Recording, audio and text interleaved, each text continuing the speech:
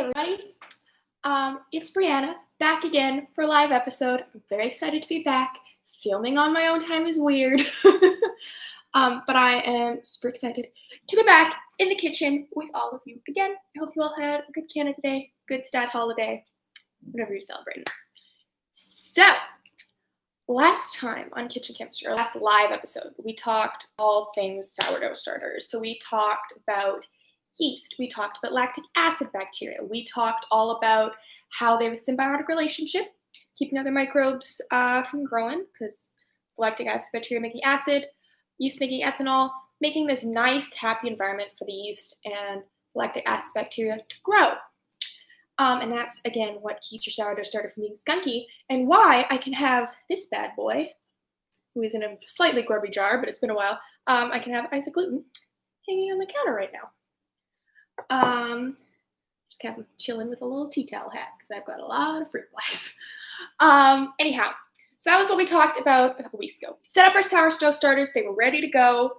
And then last week, didn't have a regular episode, but we did have, I recorded an episode, so that is up there. So if you're going, what happened last week?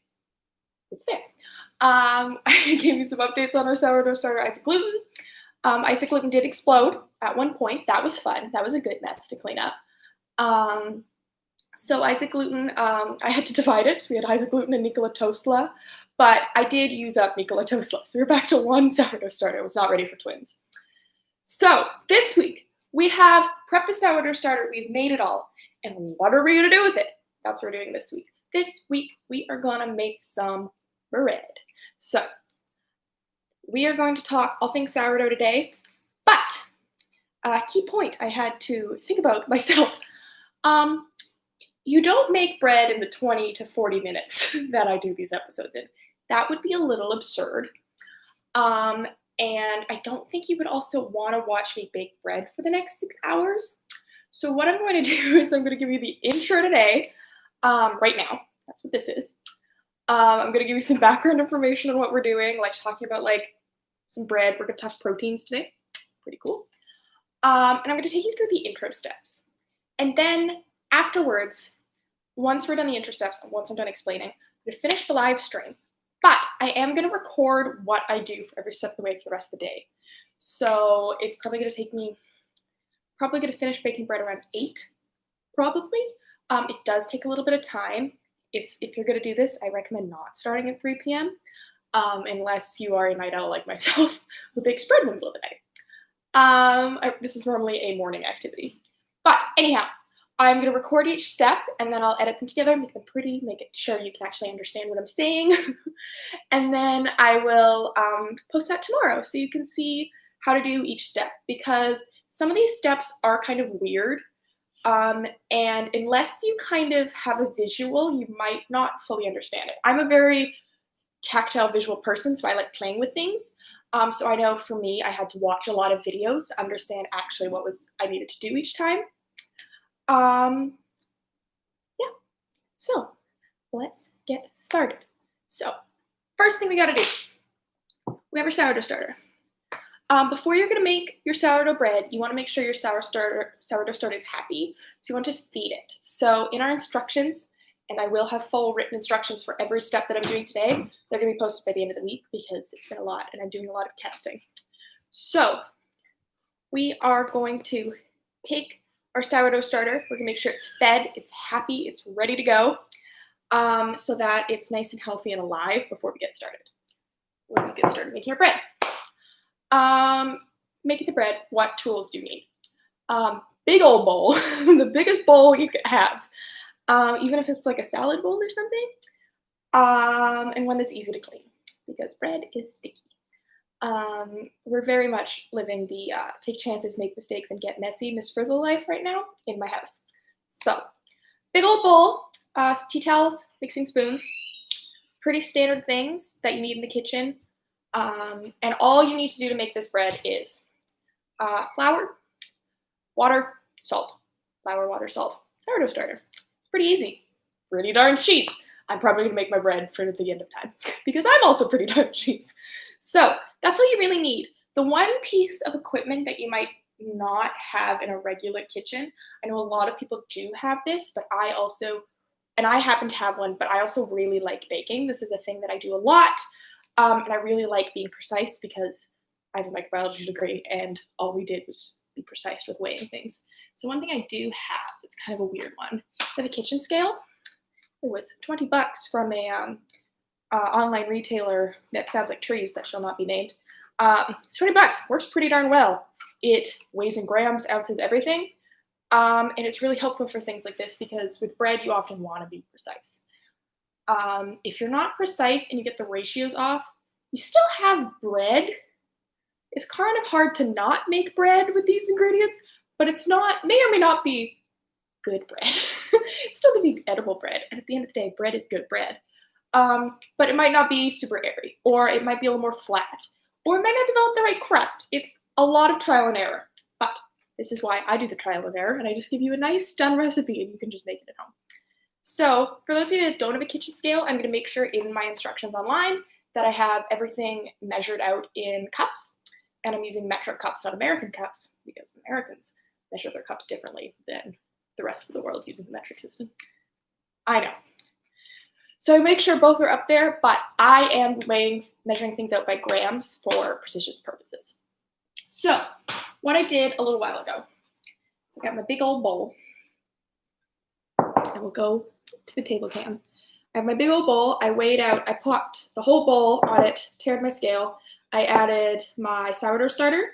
We had about 500 grams worth. Flour, about 600 grams. Water, about 400 grams. And then I also added 85 grams of whole wheat flour, which you don't have to do. You can do all purpose.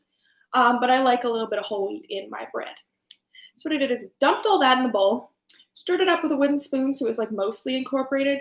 And we can see now I've got like a very sticky, yeah, you're gonna get messy. A very sticky kind of dough hanging out right now. So once I had that all made, I let it sit for a little bit. Now, why do you let it sit? Because this isn't a rising step. We're not asking the bread to start being bread yet. Rising comes later. What this step does after you add your ingredients to start is you are doing something called an autolyse step. And this is where you let the proteins in your flour, because there's proteins in there, absorb water so that kneading and everything is easier later. We're going to get to kneading. I'm going to show you how I knead. It's a little intense, but bread's a workout. So during that autolyse step, I let it hang out for like 20 minutes. Today I let it hang out for like 40, but I want it to be ready to go for y'all. So it's going to hang out in here. It's going to hang out for like 2 more minutes because I'm going to talk about something else. So I said proteins in bread. We know that there's, or proteins in flour, sorry. We know there's sugar in bread because that's what the yeast is eating. We know there's proteins in the yeast and there's proteins in the lactic acid bacteria, but those are not the proteins we are talking about. Everything kind of has protein in it.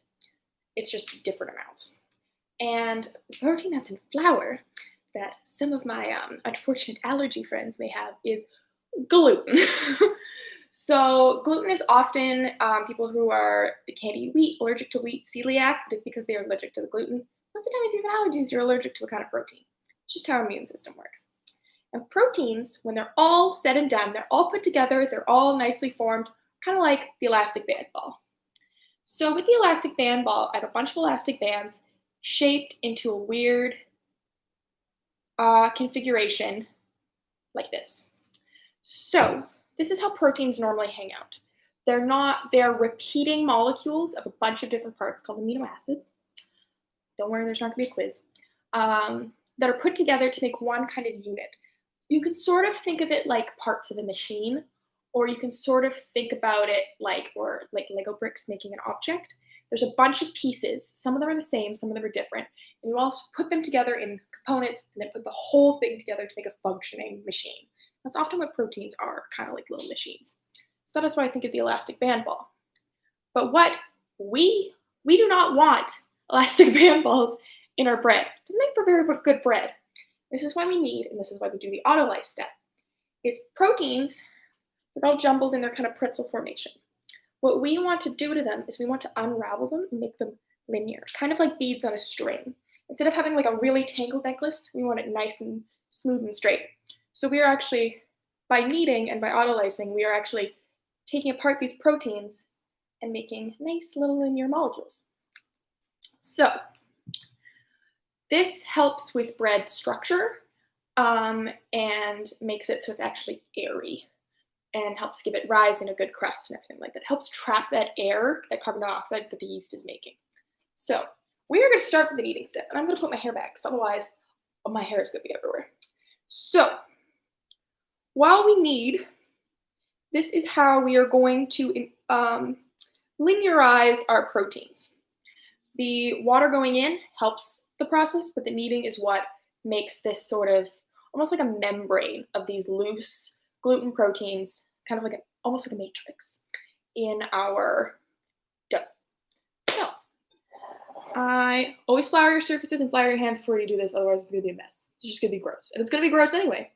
That's nice. So I am taking some flour and I am putting it on my counter. Does this seem like a lot of flour? Yes. Do we need it? Absolutely. Taking yourself to the flour spa. Smooth it out. You want it to kind of cover all your space that you think you need. And then you got to get this bad boy out. It's probably stuck to your bowl and you're going to have to kind of tease it out. And see, I'm already like sticky, but it's how it goes with bread. It's just how it works. Keep scooping. There's going to be some stragglers in your bowl. You can grab them after. You already see. This is a nice sticky dough. Gross, gross, gross, gross, gross, gross, gross, gross. But that's how science works. It's gross. I'm going to scoop a little bit more out. That's why I said you want your bowl to be easy to clean. I like a bowl that you can run through the dishwasher. I'm going to take this bad boy and put him near my dishwasher. And let us knead. So first thing I like to do is I like to kind of roll up my bread after I put it down on the floured surface because that is going to make it less tacky for me to handle. By covering it in the flour keeps it from being sticky, and your bread can handle a little extra flour, and really it was like 1/8 of a cup total, and it's not going to incorporate all of it.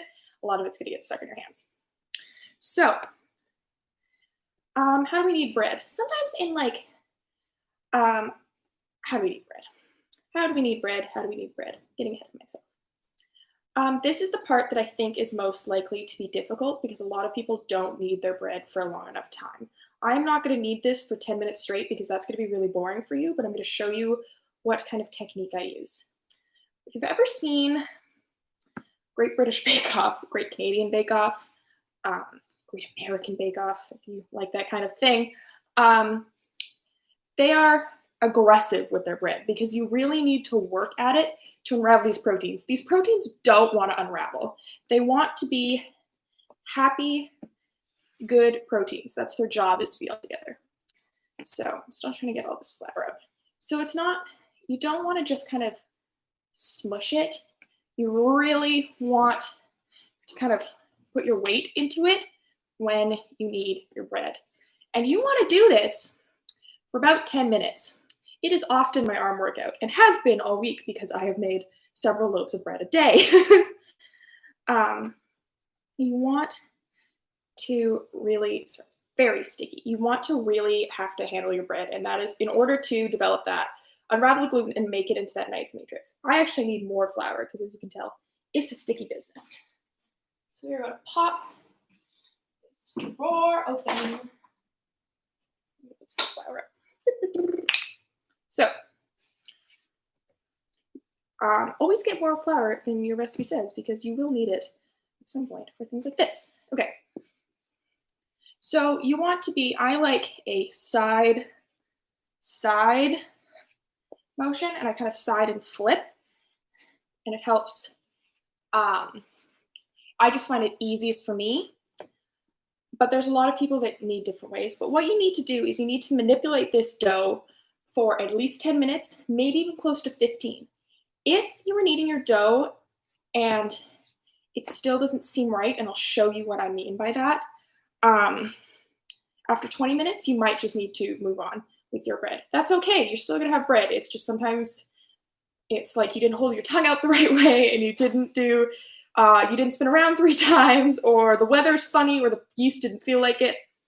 So I also like getting a couple of good whacks in on my dough. This might be loud.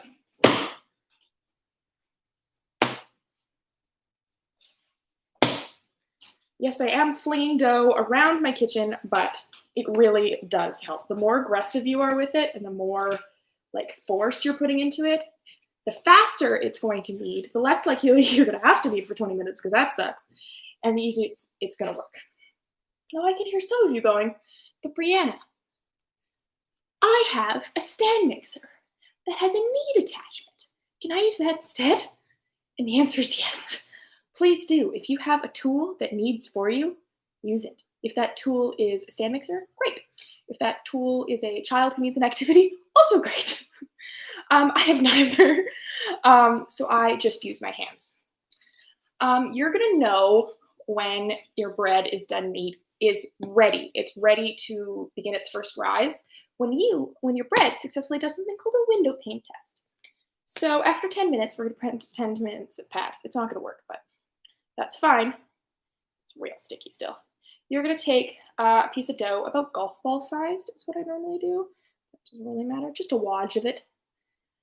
I'm rolling it a bit of flour because it's still sticky, and you're gonna do something called the window pane test. And the idea is that you stretch and see how it immediately tears.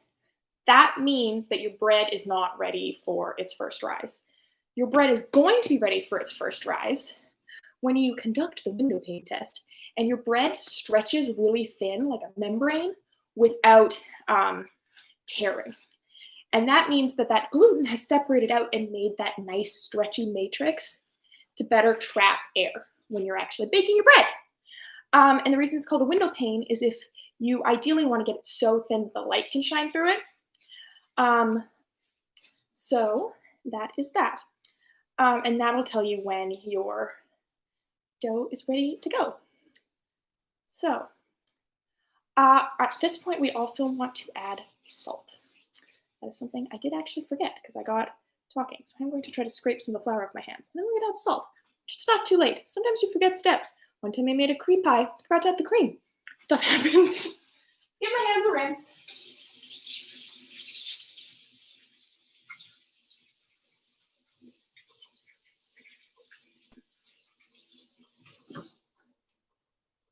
And you might be thinking, Brianna, do I need to add salt to bread? Like if I don't want to eat salt or I don't need it salty, do I really need to do this? My hands are really gross. The answer is yes. Yes, 1,000 times yes. I realize salt gets a bad rap. Sodium, a lot of it, not good for you. But you were adding 2.5 teaspoons to your dough. And this not only makes it taste good. It doesn't taste salty. It's really not that much salt.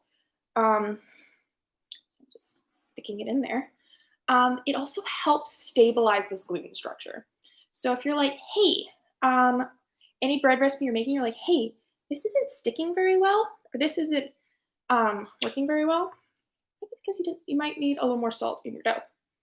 So you add 2.5 teaspoons of salt before you knead. Then you knead up your bread. You knead for that 10 minutes, and then you get your window pane test. If it passes all that steps, then we pop this bad boy into a bowl. I slapped it, mistake. We pop this bad boy in a bowl. I normally put a little bit of water in it to keep it from sticking.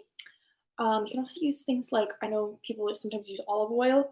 I wouldn't do that because once you start incorporating fat into your bread, it's going to make it a different thing. It's going to behave differently, and if you want it to turn out as best as possible, I typically like following the instructions, but also you do you.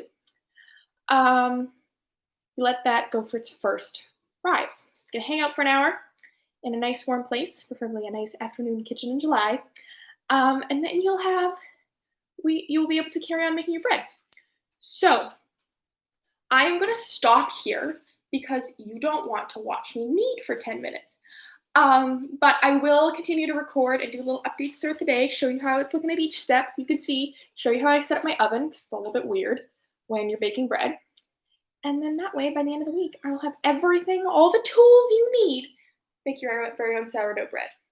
So, thank you so much for joining me today. I know it was a little bit speedy, but doing bonus video tomorrow. If you have any questions about anything we're doing, questions about the bread, questions about what are we doing next week, questions about, actually, don't ask me what we're doing next week. I gotta figure that out, but that's okay. Questions about anything we're working on, add something in the comments. Let me know. I love feedback. Or if you're like, hey, I actually tried this with bread and it works really well, let me know too. I love learning as well. So thank you so much for tuning in, and I will see you next week for a live episode, and tomorrow you can check it out and see the rest of the bread making process. Thanks for joining me. Bye-bye. I will try to end this. That's the most clean finger. Here we go. Bye-bye.